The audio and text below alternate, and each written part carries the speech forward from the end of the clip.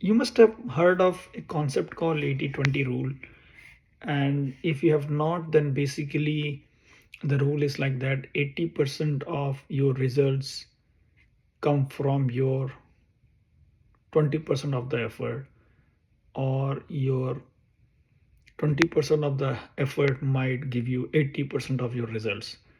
So, and it's very hard. It's a rule, but it's very hard to figure out what should be the 80-20 rules for different things. But today I will try to break down certain parameters of our life, like health, wealth, happiness, and things like that. On only two parameters. What can be 80% of that, and what can be 20% of that? And then you can decide what you should be doing. Again, this is not a hard and fast rule. You can debate, you can decide, but if we have to put things in perspective from 80-20, what it should be, that's what I'm going to cover today. Hey guys, welcome to Money Mindset and More, and today I'm going to explain what I feel about 80-20 rule. And I will start with health. So most of the people relate health with dieting, exercising, and things like that. But if I have to put on 80 and 20 rule, then probably 80% it depends upon what you are eating, and 20% it depends upon how much you are exercising. So health can be as simple as that. If you're eating well, you will be doing all the time. And if you're not eating well, you're exercising, doesn't matter. So that's how I decide on health. But again, it's your choice, your parameters. But try to see what are the two things in any activity which you want to put in 80-20, and then see how much weightage you can give. Similarly for wealth, so let's say if I have to decide in two parameters, what should be 80%, what should be 20%. So probably your habits on spending, saving, and earnings might be 80%, and 20% will be your math, where to invest, how to invest, what to invest. So habits 80%, 20% might be your math, basically money. Now, coming back to improving, how you must be improving, what can be two parameters in your improvement. So whether it is ideas can improve you, or something which you keep doing as a persistence person. In my opinion, it will be 80% persistence and 20% probably ideas. If you don't have an idea, don't worry about it.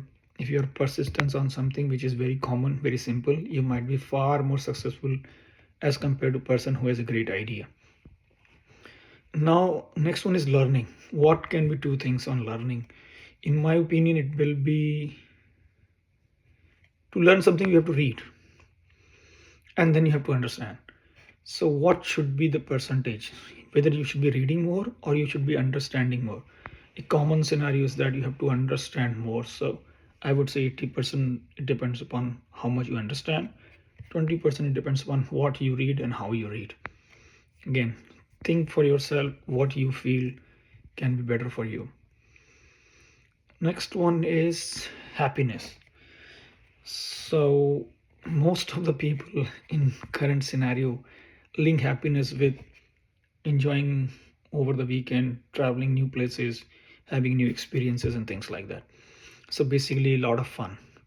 Now, fun without a purpose is absolutely going to exhaustive, and that's why you must have seen most people will be very exhaustive after coming from their vacations.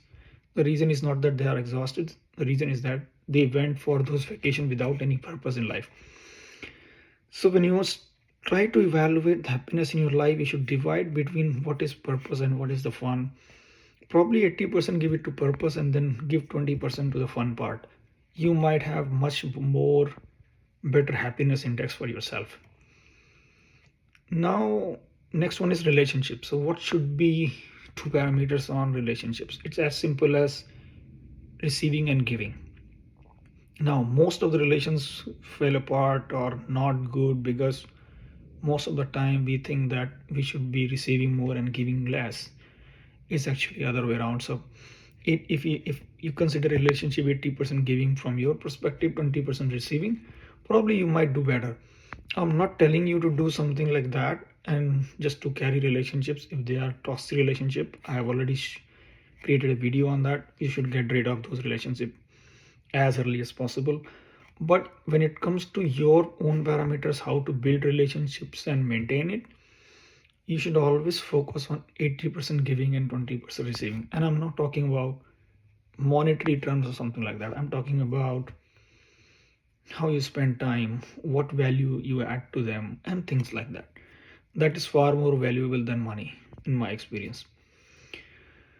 The next one is your achieving something in life. Now, most of us, probably 90% people, 95% people have dreams in life, right?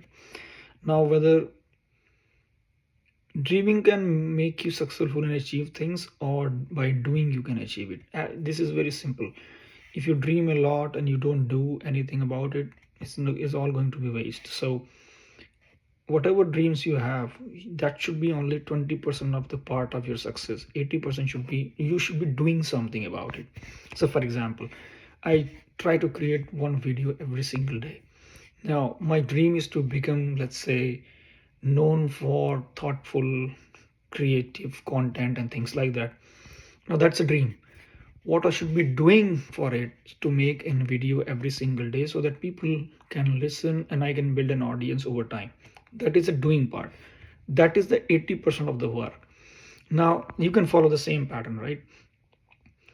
80% do the work, 20% dream about it. You will definitely going to achieve it. The last point which I'm going to, probably you must have felt all the time, what should be considered as talking. Most of the time it is like speaking a lot. If you see Western countries, people talk a lot, and when it goes to countries like Japan and others, they will be probably not that much talking, they might be listening more. So what is a better way of talking? What should be considered something as talking? It has two parts, listening and speaking. In my experience, it should be 80% listening and 20% speaking. Most of the time it is other way around, if not 50-50. But if you listen more, you will actually speak better. That's my personal experience. I have stopped countering people, stop arguing with people. Most of the time I cut the discussions if I think that is not going anywhere, where I will be not able to listen or focus on listening. If I feel that, I will normally end the conversation. But my personal goal always be to listen a lot and then talk less as compared to other way around. So it should be 80% listening and 20% talking. Whether I am there, I think I have to improve a lot. Probably I am there 60-40, maybe 50-50. So but the goal is to become 80% listener and 20% speaker. That can make me more valuable as a speaker. That's what I feel. So this is a very interesting concept, 80-20 rule. You must have heard. If not, read about it. You might get some good content on the internet. But in layman terms, whatever I have explained based upon my experience, that might help you as well. Happy to help, happy to answer any questions, and please like, share, and subscribe. Thank you very much.